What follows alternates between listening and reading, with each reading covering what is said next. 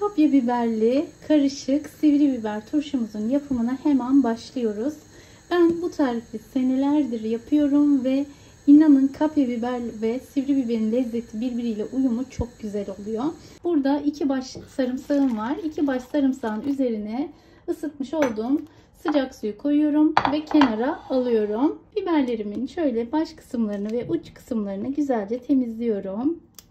Temizledikten sonra da İstediğiniz büyüklükte doğrayabilirsiniz.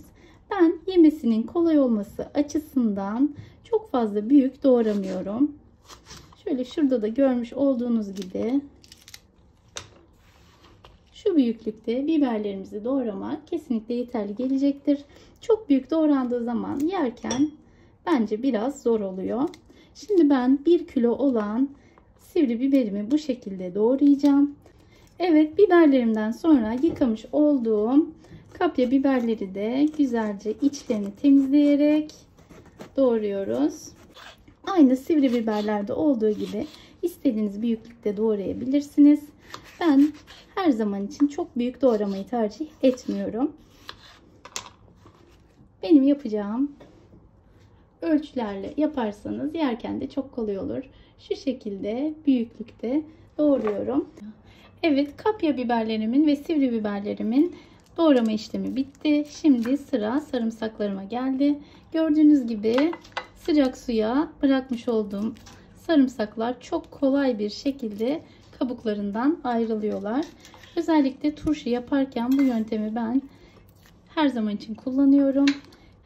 Tenceremize önce sıvı malzemelerimizi alıyoruz. Ben tencereme 1 su bardağı zeytinyağı ve şöyle yarım su bardağı da sıvı yağ kullanıyorum. Zeytinyağı ve sıvı yağ karışımı ile yapacağım. Her 1 kilo için 1 bardak sirke ilave ediyoruz. 1 kilo kapya biber ve 1 kilo da sivri biberim olduğu için 2 su bardağı elma sirkesi ilave ettim.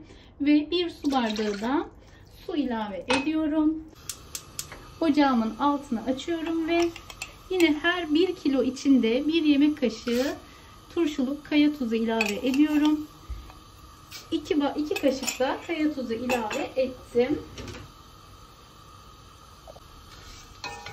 Sıvı malzemelerim kaynayıncaya kadar bekliyorum ve sıvı malzemelerim kaynadıktan sonra da biberlerimi ilave edeceğim. Sıvı malzemelerim kaynadı. Şöyle yavaş yavaş doğramış olduğum kapya biberleri ilave ediyorum. Şöyle bir karıştırıyorum. Ve sonra üzerine yine doğramış olduğum sivri biberleri ilave ediyorum. Yine güzelce bir karıştırıp en son olarak da iri iri doğramış olduğum sarımsakları ilave edeceğim.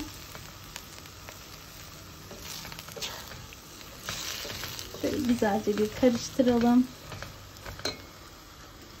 2 baş sarımsağım var. Bunları böyle iri iri doğradım. İstediğiniz büyüklükte doğrayabilirsiniz. Şimdi bunları da güzelce ilave ediyoruz. Bu turşuyu yaparken dikkat etmeniz gereken en önemli püf noktası çok fazla pişirmemek arkadaşlar. Çok fazla pişirirseniz tabii ki kavanozların sıcaklığının etkisiyle iyice yumuşayacaktır. Bu sebeple yeşil biberlerimizin rengi hafif döndüğü zaman ocağımızın altını kapatıyoruz ve konserve ediyoruz. Şöyle kapağımızı kapatalım ve biberlerimizin çok hafif yumuşamasını bekleyelim. Evet, bakalım biberlerimiz ne durumda? Ara ara biberleri karıştırmamız gerekiyor. Gördüğünüz gibi hafif hafif renkleri solmaya başladı. Şöyle birkaç dakika daha pişireceğim ve ocaktan alacağım. Şöyle size göstermek istiyorum. Çok hafif olarak biberlerimin rengi solmaya başladı. Tamamen sarardığı zaman ocağımın altını kapatacağım. Evet.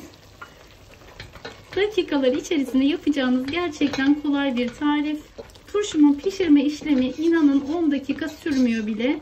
Gördüğünüz gibi hemen 5-6 dakika gibi bir sürede sivri biberlerim tamamen sarardılar, yumuşadılar. Şimdi bunları kavanozlayacağım. Kavanozun etkisiyle de iyice yumuşayacaklar. Tam yemek kıvamına gelecekler. turşumu artık kavanozlarıma aktarıyorum. Şöyle renginin canlılığını ve ne kadar nefis lezzetli olduğunu görüyorsunuz. Şimdi bütün kavanozlara eşit ölçüde turşumu paylaştıracağım ve kapağını kapatacağım. Bozulmayan turşular için kavanozların kapaklarının kapatılma işlemi gerçekten çok önemli. Şimdi kavanozlarıma, turşularımı bölüştürdükten sonra senelerce bozulmayacak bir turşu nasıl kapatılır size onu da göstermek istiyorum. 2 kiloluk turşumu 4 tane kavanoza eşit bir şekilde dağıttım. Kalan suları da şu şekilde yine eşit olarak kavanozlarıma dolduruyorum. Evet, sularımızı da yine eşit ölçüde güzelce dağıttık kavanozlarıma. Şimdi kavanozumun kapağını kapatmadan önce güzelce kenarlarını siliyorum. Şöyle silmiş olduğum kavanozu bir bez yardımıyla tutuyorum ve size kesinlikle senelerce bozulmayacak konserve kapatma tekniğini gösteriyorum. Bu tekniği 2 geri 1 ileri diyoruz ve ne şekilde yapıyoruz? Şu şekilde kapağımızı güzelce kavanozumuza oturttuktan sonra 2 defa geriye ve bu sesi duymamız çok önemli ve bir defa sıkı bir şekilde, hızlı bir şekilde ileriye çeviriyoruz ve kesinlikle kavanozumuzun içerisinde hava kalmıyor. Şimdi isterseniz bu şekilde düz, istiyorsanız da şu şekilde ters bir şekilde kavanozumuzu vakumluyoruz. Bu şekilde kapattığınız kapaklar kesinlikle senelerce bozulmuyor.